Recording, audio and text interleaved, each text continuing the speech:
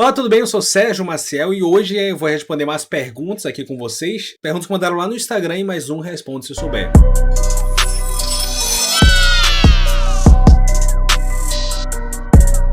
Gente, hoje eu tô um pouquinho sem voz, eu tô até de fone que eu tô me ouvindo aqui só pra ver se tá saindo meu áudio aqui. Eu já gravei tanto vídeo hoje, inclusive vocês vão ver com a mesma blusa aí com um monte de vídeo, porque hoje eu tô gravando vídeo pra não faltar, né? Pra poder, é melhor não ter vídeo, etc, então... Mas é isso, só pra explicar por que eu tô de fone e por que eu vou tentar falar mais baixo, porque às vezes nos vídeos me empolgo e acaba que eu acabo minha voz. Tá legal, né? Muito bom. Bora pras perguntas?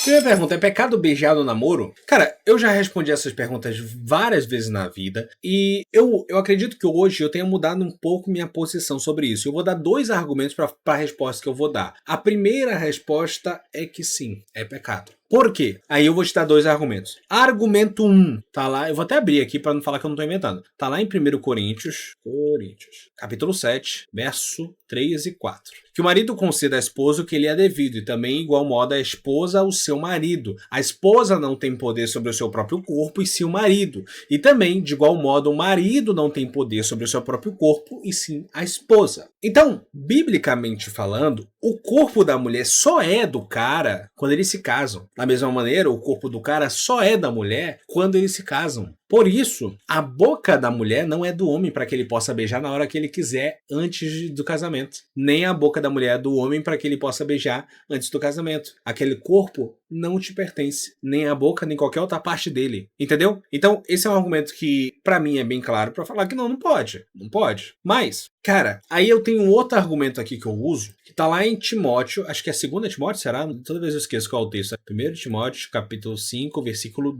1 e 2. Bora lá. Olha o que tá escrito.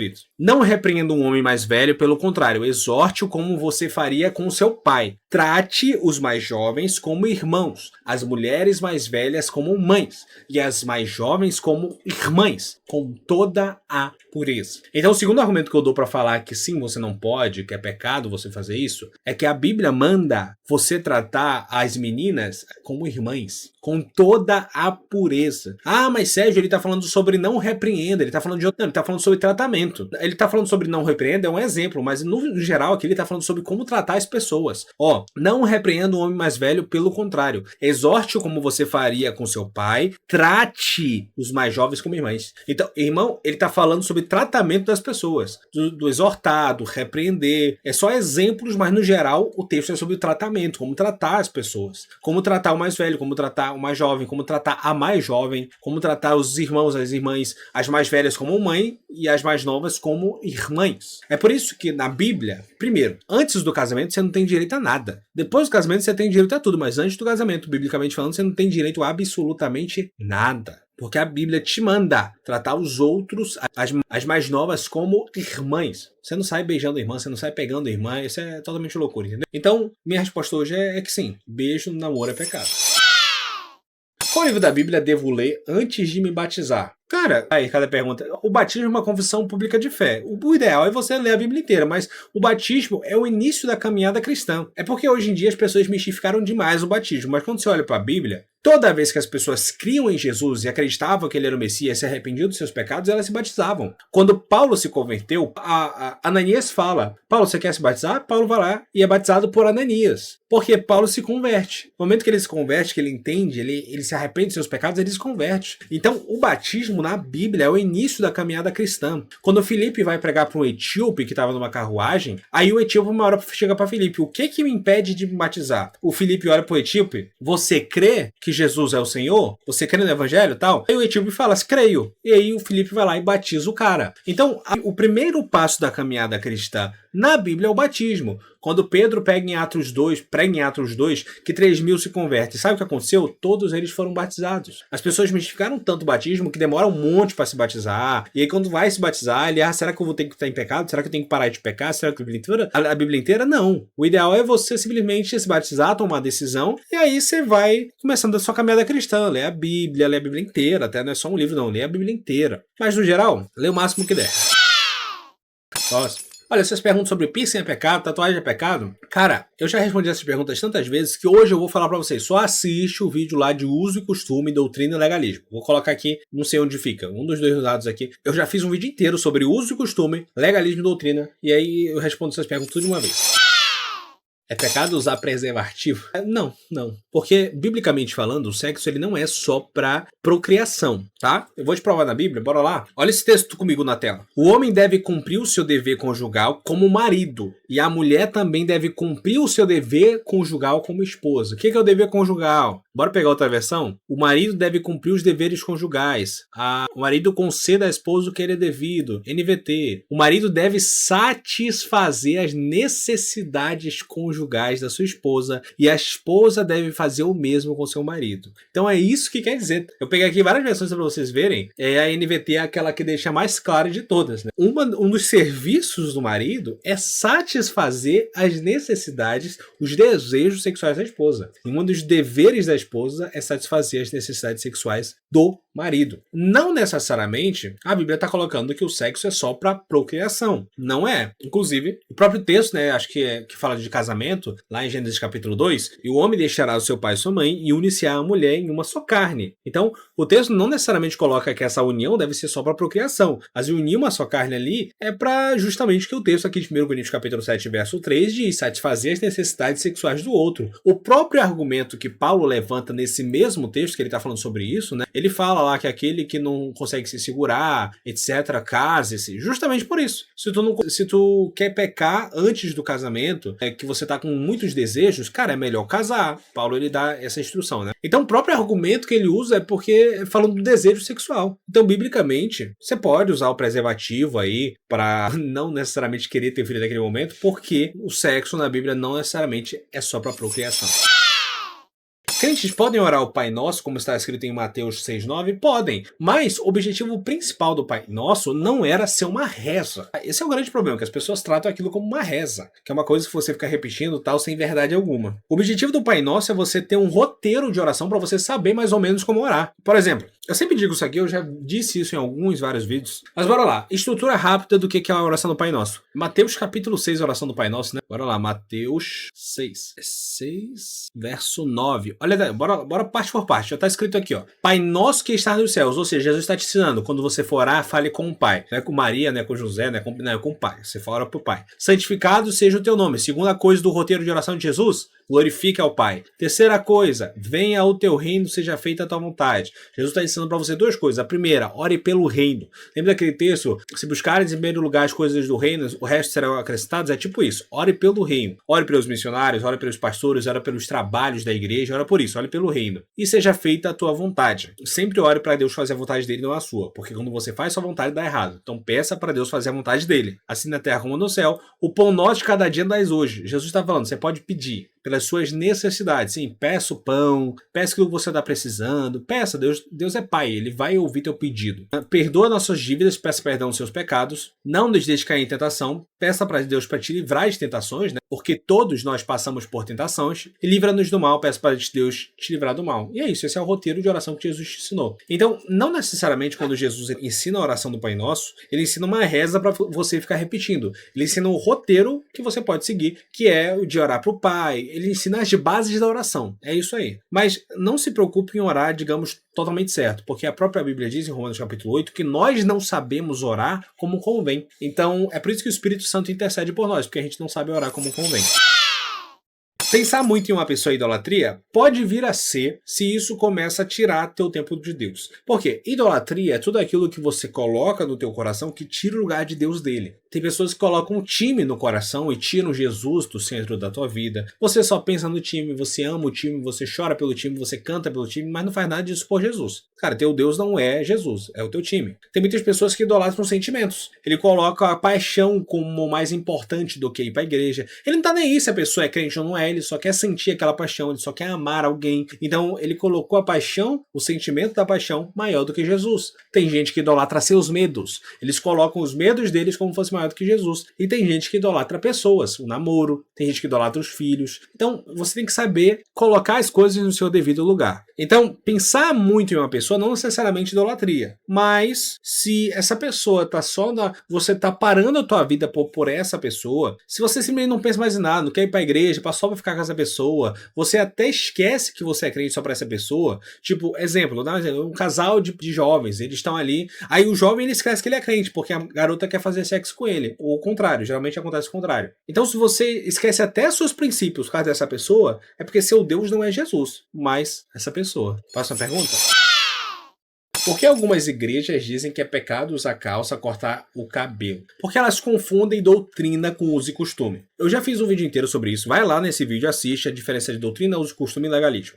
Mas só para fazer um resumo rápido aqui, doutrina é aquilo que a Bíblia ensina como base da nossa fé. Jesus Cristo é o Senhor? Doutrina. A Bíblia diz isso claramente. Jesus morreu na cruz e ressuscitou? Doutrina. Jesus vai voltar? Doutrina. Aí existem as teologias em cima da doutrina. Por exemplo, teologia em cima da doutrina da salvação. Ah, Jesus ele escolheu que vai ser salvo, é você que vai até Jesus. Calvinismo e arminianismo é uma teologia em cima da doutrina. Não é a teologia que salva, é a doutrina. É o ensino da doutrina. Inclusive, quando Paulo fala a Timóteo, né, persevere na doutrina, no ensino da doutrina, porque a doutrina, o ensino da doutrina da salvação é o que salva, não a teologia das discussões em cima da doutrina. Doutrina, Jesus vai voltar. Qual é a teologia em cima da doutrina? Se ele vai voltar antes ou depois da tribulação. Exemplo. Isso é a doutrina, isso é a teologia em cima da doutrina. Aí a gente tem os usos e costumes. O que é o uso e costume? São coisas culturais que acabam vindo para a igreja. Por exemplo, exemplo, vou dar um exemplo aqui da minha igreja, a Assembleia de Deus. A Assembleia de Deus é uma igreja que os pastores usam terno. Por que eles usam terno? Porque é cultura da igreja, porque os fundadores da igreja eles usavam ternos. Então, como a cultura da igreja cresceu usando terno, tem um problema muito grande. Muitos irmãos da Assembleia de Deus, eles acham que é pecado você não usar terno. Inclusive os pastores mais antigos aí ficam pregando, tem esses irmãos que usam tênis. Não, você pode usar tênis. O problema é que a nossa cultura assembleiana nos ensinou a usar terno. Por isso, muitos irmãos eles começaram a entender que não usar terno era pecado. Mas não é pecado, é só uma cultura da tua igreja. É um uso e costume da tua igreja. Então é por isso. O problema é quando eles começam a confundir o uso e costume com doutrina. Porque quando você faz isso, você se torna legalista. O que é o legalista? Aquela pessoa que cria leis, que coloca doutrinas e etc. que Deus não colocou, que Jesus não mandou. Esse é o cara legalista e isso a Bíblia condena e o próprio Jesus condena. Tentei pedir perdão a uma pessoa de algo que fiz, mas essa pessoa não me perdoou nem me deu atenção. Ela não me deu nem chance de falar a palavra perdão. O que eu faço? Continuo insistindo? Então, se você fez o que pôde e a pessoa não quis seu perdão, você fez sua parte. Tá? Você foi até onde conseguiu ir. Eu não sei se isso aqui é um relacionamento, não sei o que é, mas você fez sua parte. Então tá de boa, tá? Você fica em paz, você fez o que pôde. Se você pode fazer mais, faça mais. Mas se a pessoa decidiu não aceitar seu perdão, amém. Que Deus trate com ela, olhe por ela, mas você fez o que podia fazer, você fez sua parte.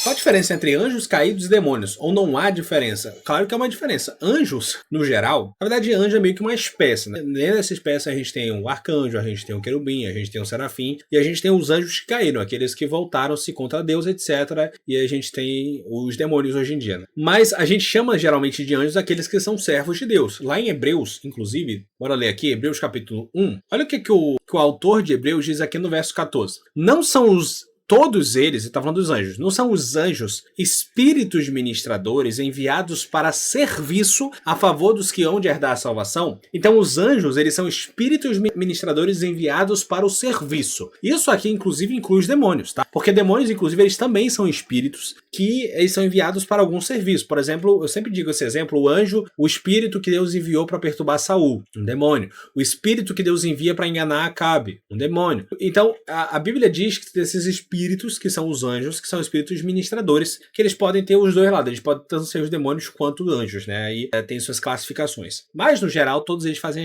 a parte da espécie anjo, que são espíritos ministradores. Beleza? É basicamente isso. Bom, a gente percebeu na hora da edição que eu simplesmente não respondi a pergunta, né? Isso que dá gravar com sono. Mas a Bíblia não usa a expressão anjos que caíram. Na verdade, ela usa a expressão anjos que pecaram. E nós entendemos que são os demônios, porque Jesus diz em Mateus 25:41, apartai-vos de mim para o fogo eterno, preparado para o diabo e seus anjos. Ou seja, o diabo tem seus anjos, que nós entendemos que são os demônios. Segundo Pedro 2,4 diz, porque se Deus não poupou os anjos que pecaram, havendo-os lançado no inferno, os entregou às cadeias da escuridão.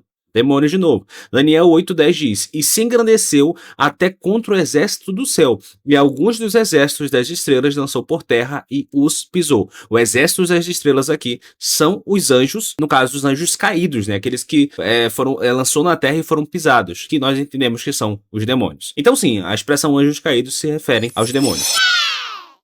Como interpretar Hebreus 4, do 1 ao 13? Tem gente que usa esse texto para defender a guarda do sábado. Então, se você usa esse texto para fazer isso, é porque você não entendeu o texto, tá? O texto, inclusive, é um texto inteiro só contra a guarda do sábado. Mas bora ler junto aqui. É um texto muito grande para ler, né? Mas bora lá, gente. Você está mandando, eu vou ler aqui. Bora lá. Vou colocar na versão NAA, que é uma versão que eu gosto. Bora lá. Portanto, visto que nos é deixada a promessa de entrar no descanso de Deus, tenhamos cuidado para não parecer que alguns de vocês deixou de alcançá-la.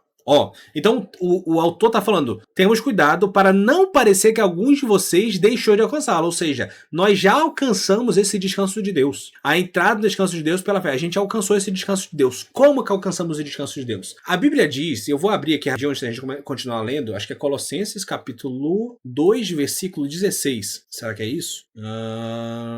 Está escrito, portanto ninguém vos julgue por causa de comida, bebida ou festa, ou lua nova ou sábados, porque tudo isso tem sido sombra das coisas que haviam de vir, porém o corpo é Cristo. Então a Bíblia é bem clara de dizer que o sábado era uma sombra. Porque a sombra, exemplo, estou usando uma sombra aqui. A sombra, ela me dá a ideia do objeto. A sombra me dá a ideia, mas ela não é o objeto. Vou colocar outra sombra aqui. A sombra, essa minha sombra está meio ruim, né? Mas a sombra, ela me dá a ideia do objeto, mas ela não é o objeto. Então o sábado, ele sempre foi uma sombra. Ele foi uma ideia daquilo que havia de vir, mas ele não era o que havia de vir. O problema é que tem pessoas que acham que o sábado era o descanso final, era o que havia de vir, mas não era. O texto aqui de Hebreus capítulo 4 continua. Porque também a nós foram anunciadas as boas novas, exatamente como aconteceu com eles. Mas a palavra que eles ouviram não lhes trouxe proveito, porque não foram unidos por meio da fé com aqueles que a ouviram. Então, basicamente, ele está falando que esse descanso alcançado, ele é alcançado pela fé. Verso 3. Nós, porém, que cremos, entramos num descanso conforme Deus disse. Assim jurei na minha ira, não entrarão no meu descanso. Então, o texto está falando claramente, nós, porém, que cremos, entramos no descanso. O que significa isso? A partir de Jesus, ele disse, venham a mim todos os que estão cansados e sobrecarregados e eu darei descanso a vocês. Jesus é o nosso descanso. Jesus é o cumprimento do sábado. O sábado sempre foi a sombra. Jesus foi o objeto que fez com que tivesse essa sombra. O sábado era uma sombra de um descanso. Jesus é nosso descanso. Você não precisa esperar até o sábado para descansar. Você pode fazer isso hoje. Inclusive o texto aqui de Hebreus, ele fala exatamente sobre isso. Assim, ele disse isso mesmo que as obras já tivessem concluídas desde a fundação do mundo. Verso 4. Esse é o verso polêmico. Porque em certo lugar, assim disse a respeito do sétimo dia. No sétimo dia, Deus descansou das suas obras que tinha feito. E novamente, no mesmo lugar, não entrarão no meu descanso. Visto que, portanto, que resta entrarem alguns deles naquele descanso, e por causa da desobediência não entraram, os quais anteriormente foram anunciados as boas novas. De novo, aí é o texto, determina certo dia, hoje, falado por Davi, muito tempo depois, segundo antes tinha sido declarado. Hoje, se ouvirem a sua voz, não endureçam o seu coração. Inclusive, ele repete esse texto uma terceira vez, um pouco para cá para baixo. 8, bora continuar. Ora, se Josué lhe tivesse dado descanso, não falaria posteriormente a respeito de outro dia. Portanto, resta um repouso sabático para o povo de Deus. Porque aquele que entrou no descanso de Deus, também ele mesmo descansou das suas obras, como Deus descansou das suas. Então, o descanso sabático do povo de Deus, que ele fala aqui no verso 9, que resta do descanso sabático, é justamente esse, que nós descansamos das nossas obras em Deus. A gente não precisa mais se esforçar, tentando, etc., para a salvação, colocando o bezerro, queimando o negócio. Não, Jesus nos trouxe o descanso. E qual é esse descanso? A paz com Deus. A paz com Deus é o maior descanso que nós alcançamos através de Jesus. Verso 11, portanto, esforcemo-nos para entrar naquele descanso, a fim de que ninguém caia, segundo o exemplo da desobediência. Porque a palavra de Deus é viva e eficaz e mais cortante do que espada de dois gumes, e penetra a ponto de dividir a alma e o espírito, as juntas e medulas. E não há criatura que não seja manifesta na sua presença. Pelo contrário, todas as coisas são descobertas e expostas aos olhos da quem temos que prestar contas. Então, esse texto aqui não é um texto que é a favor do sábado, é um texto que é literalmente contra o sábado. Ele está falando, nós entramos no descanso de Cristo, entramos no descanso de Jesus, e resta o descanso sabático para o povo de Deus. E no verso 10 ele continua, porque aquele que entrou no descanso de Deus também ele mesmo descansou das suas obras, como Deus descansou das suas. Basicamente, o que o texto está dizendo? A gente não precisa mais esperar até sábado. Hoje entramos no descanso de Deus e hoje temos paz com Deus através da obra de Jesus. Acho que é Colossenses também, capítulo 1. Olha o que o versículo 20 diz. E que havendo feito paz pelo sangue da cruz, por meio dele, reconciliasse consigo mesmos todas as coisas, quer sobre a terra, quer sobre os céus. Então nós éramos estranhos, mas hoje temos paz com Deus. Nós entramos no descanso, porque antes eram os inimigos de Deus, e hoje temos paz com Deus. Entramos no descanso de Deus. Então dizer que Hebreus capítulo 4 é um texto a favor do sábado é só não saber interpretá-lo, ou simplesmente tirar o versículo 9 do total contexto ali, que ele está falando. Não é sobre um dia, é sobre hoje entrar no descanso de Deus. Nossa, esse vídeo foi muito longo. Gente, espero que vocês tenham gostado e aprendido alguma coisa. Me dizem se vocês estão gostando desse estilo de eu respondendo as perguntas, lendo o texto com vocês, ou se vocês preferem um outro que eu simplesmente respondo e é isso aí. Me diz o que vocês acharam. Deus abençoe a vida de vocês, curta esse vídeo, se inscreve no canal, comenta o que você achou e até a próxima.